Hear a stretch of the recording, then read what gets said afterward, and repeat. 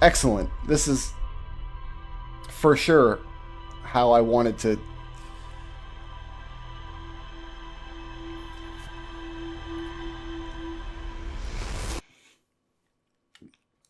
Well, that wasn't ominous at all. Okay, well, we can back down to the launch tower. Yeah, the statue looked at me and opened its eyes, so that was strange. We saw images of our own memories and glowing lights flying around. You mean like a hallucination? I guess I did have some of that sap wine on the way up, so. Are you okay to launch, like, medically speaking? Like, they don't even medically clear their astronauts. They just kind of ask them if they're alright. No, that statue's definitely weird. But why? Why did it happen? We tried everything to get the statue's eyes open, short of a chisel, I guess. Well, we're not going to get any answers from the museum, but Gabbro up on Giant's Deep, where he found the statue, so maybe he knows more about it. Don't know which island they're on, though. So Gabbro's, Gabbro, so maybe we'd better off searching for more info on our own. Yeah, can't wait to go to space. Can't wait to use the translator tool. Cannot wait to play some more Outer Wilds. So following this path on down with our launch codes in tow. This is as fast as I can walk. I cannot walk any faster than this. There's not a dash button in this game. I don't know who lives in this cabin here. I like to think this is my house. Of course the door doesn't open, because why would any door ever open? You there. Am I going to space today? I sure am, Four Eyes. Are you never coming back like Feldspar did? That's disturbing, but don't worry, I'll come back. That's what Feldspar said, but they never did.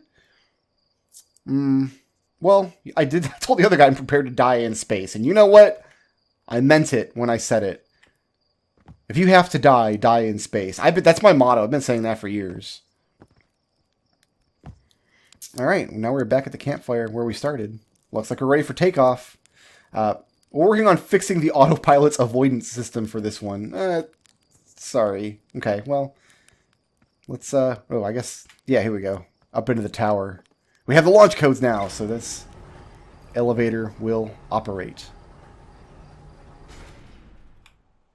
I didn't think much of it the first time I rode the elevator in this game and came up to my own spacecraft that's lashed together with lengths of rope, bits of wood, and bark. But yeah, there's something kind of ritualistic about riding the elevator in Outer Wilds, looking at the sky, seeing the spaceship in front of you.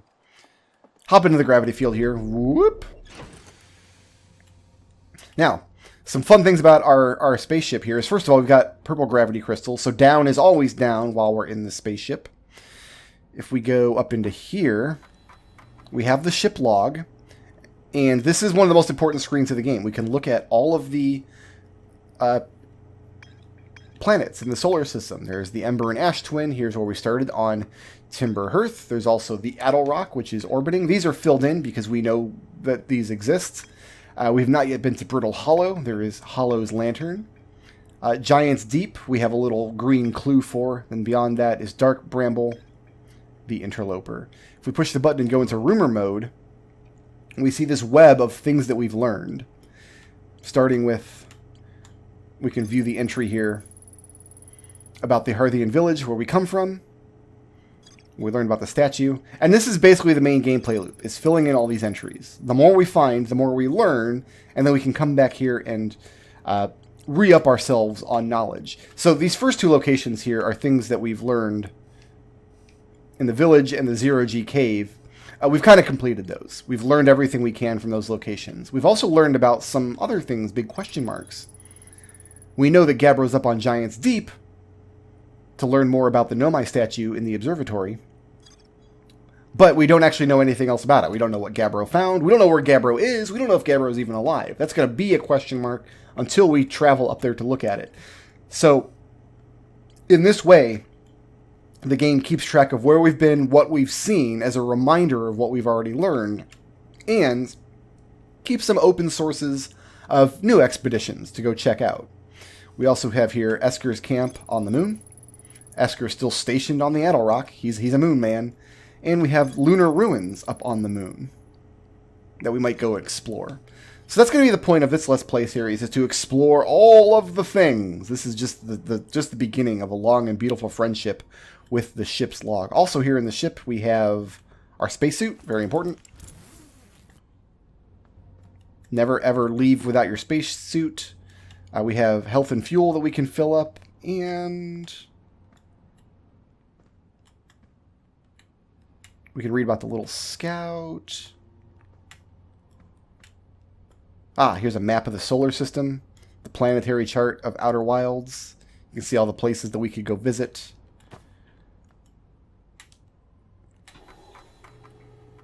Did I want to check anything else out in the ship log? I don't think so.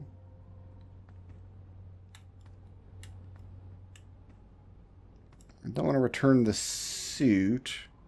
I thought there was an options menu somewhere. Oh, here we go. Oxygen refill. Spot a tree. Walk towards it. Enjoy all of your oxygen.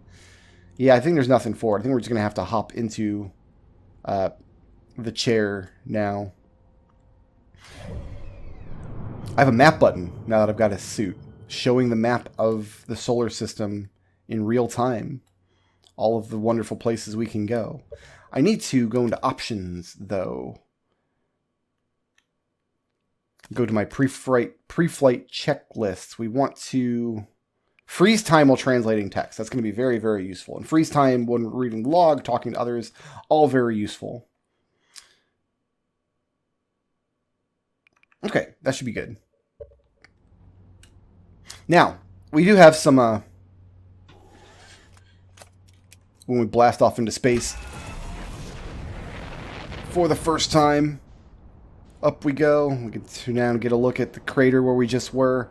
Man, it took us a long time to go travel through that crater, right? And look how little it looks now. I mean, it is a fraction of the total planet of Hearth. I suppose it is rather large. The solar system in this game, and therefore all the planets in it, are pretty small to keep the travel times more or less underway. But wow, the majesty of it. So many places we could go. There's that bizarre looking volcano world out there. We've got, that must be Dark Bramble way off in the distance. We could, if we so chose,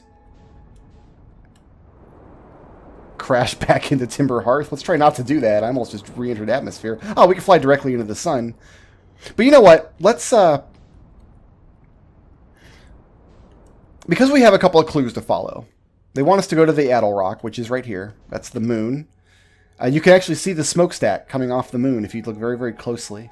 There's somebody there by a nice inviting campfire. We've got some clues pointing us to Giant's Deep, which is the green blob there.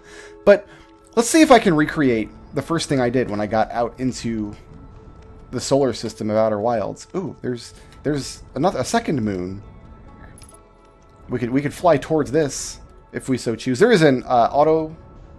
If we lock onto it, engage autopilot, it'll automatically put us in orbit over something and automatically match velocity. So now I'm just in orbit around this thing, whatever it is. And if I fly towards it, we could crash into it. No, it disappears into nothingness, and now it's gone forever. Okay, but the first thing I wanted to do when I played the game, I'm like, okay, I've got clues pointing me to some places, but I don't want to go somewhere. When I play an open world game, I always want to go to the place the game doesn't want me to go. Like, I'm the asshole that went out to the the wrong direction in Breath of the Wild and got lost for 40 hours. So the first thing I did was I locked onto the Interloper. The Interloper is a comet that is in our space system, and there it is. We'll go ahead and engage autopilot to the Interloper. It'll fly me there. This is the very first thing I did when I got in my spaceship in this game, was set the autopilot. I want to see the furthest thing that I can reach in the solar system. All these fun planets, we've got clues, but I'm going to ignore the clues. I want to go to the thing, and everybody has their own thing. People like, I could not resist flying to Giant's Deep first. I saw it in the sky, it entranced me, I got clues. I had to go to the Addle Rock first, because it felt like that's where the game was pointing me towards. It felt like that's where it wanted me to go first. Or I had to stay on Hearth and check out the thing that crashed, right? Like, it's pointing you in a couple directions, but I have the soul of an explorer. If a game gives me something called the Interloper at the far reaches of the solar system, that's what I'm going to want to check out first. The question is, do I still have my landing mode chops? So let's kind of thrust down to it. We'll just put ourselves, boom, right onto it. Beautiful. So I went to the Interloper first. It's what I wanted to do. Open up the hatch, head on down. So yeah, we made it to the comet. Way out in the solar. How there's so much to do and see on the solar system. I had to go to the Interloper first, though. Well, all right. And I hadn't gotten used to the controls. You can see our gravity is virtually nothing. It's really easy to just accidentally fly off of the Interloper if you boost too much. But the thing looks so tiny when you're just flying around out in space. Oh, I'm sliding on ice. It's an ice level. We sliding. It looks so tiny out there. And then when you get onto it, it really does just engulf you. You can get lost here. Fortunately, we have a little marker. Our ship is 120 some odd meters away. But yeah, most worlds aren't shiny and slippery like this. But we can make our way to the back of the planet. We do have a little mini-map. The globe showing us where we actually are on the planet. We're moving along the equator of the thing right now. Back to the tail of the Interloper. And you don't think about it, but a comet's tail like this, the trailing edge that points off into space, if you had gravity and were standing on the comet and looking up, they would look like rocky spires above your head, or icy spires, I guess. So just that realization kind of blew my mind a little bit. I don't ever think of comets as something you can land on and explore. But of course, technically they are if your space program is advanced enough. Whoa. Even the Interloper, even this bizarre comet out in the far reaches of our solar system has a weird Nomai structure on it. Let's translate the recording. This is Clary's recording. It seems the comet wishes to submerge our shuttle in ice. If we stay on the surface too long, the shuttle may freeze entirely. So this is not Nomai writing. This is one of their recording devices. I guess they recorded this verbally, and my translator can... it has advanced enough AI to automatically translate foreign text like that. Any words that you see in orange are helpful keywords that are going to be keyed into my rumor mill going forward. So Clary and Poke are having a discussion. Even if it did, couldn't someone call it back home using the gravity cannon on Ember Twin? So this is another clue. We'll learn more about this structure if we make it to the gravity cannon on Ember Twin. Yes, but the exploration of the comet would be more difficult if we didn't have the shuttle. Perhaps we shouldn't have landed on the dark side of the comet, where it's super cold and we're going to freeze to death. What if one of us stayed in the shuttle to keep it warm and continue monitoring the surface?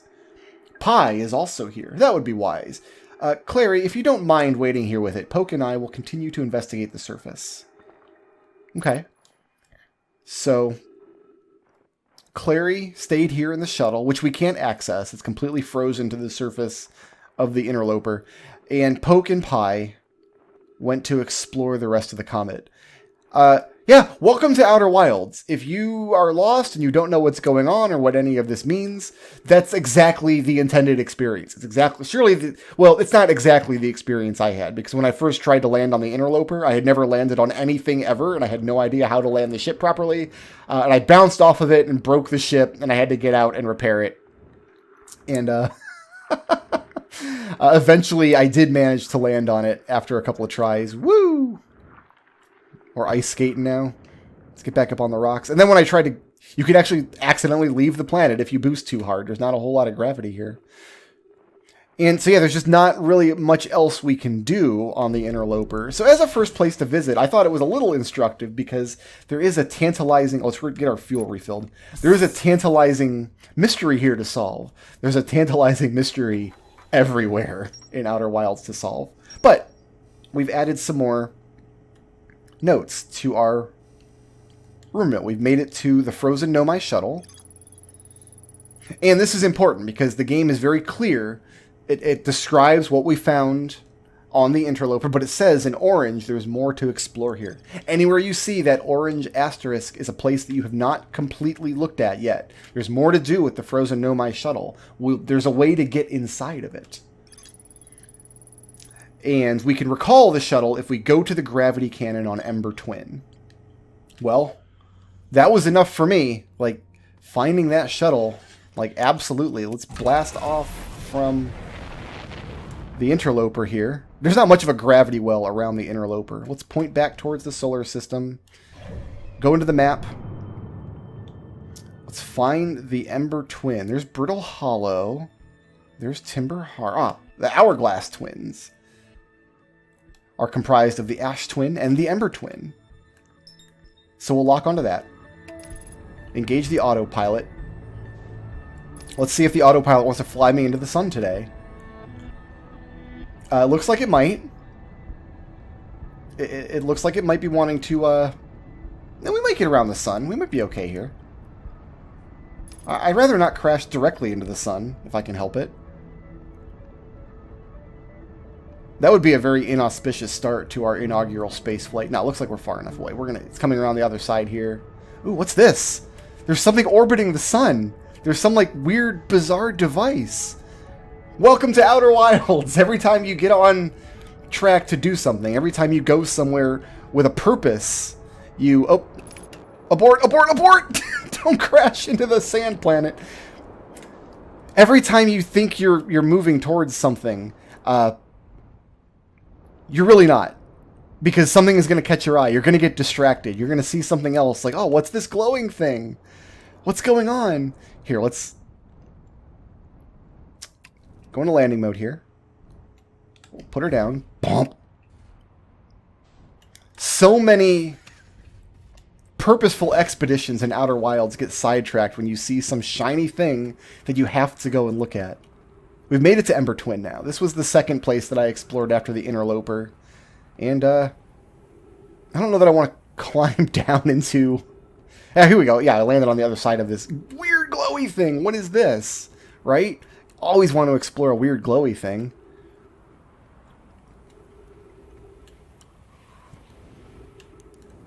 Oh, get up over the wall here. Oh, you know what? No, there's another option I have to turn on. Go back to the... Yeah, we want this auto boost turned on. That's what we want. Yeah, yeah. Okay, so now I can just boost from the ground. I don't have to jump first. That's helpful. Cool.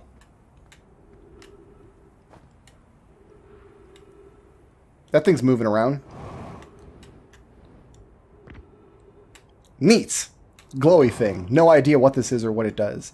Well, okay. We were looking for a gravity cannon of some kind. I guess we'll just take Ember Twin how it comes. See how it goes. Head on down these stairs down into the bowels of the planet. We've already been to a comet today. This is just a boring planet. Like, man, if you have a choice between exploring a planet and exploring a comet, explore the comet. Comets are rad.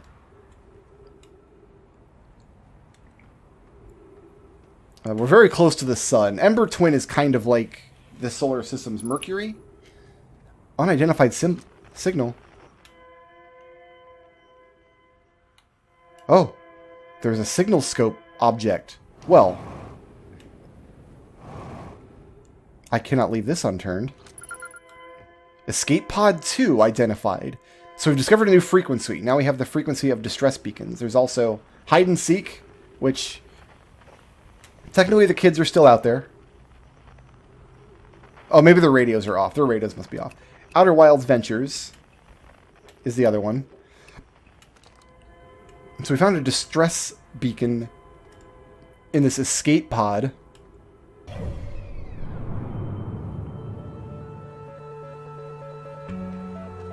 Shoutouts to Treble for sponsoring this video. If you liked the video and you'd like to see more, please tickle my thumb, leave a friendly comment, and ring my little bell.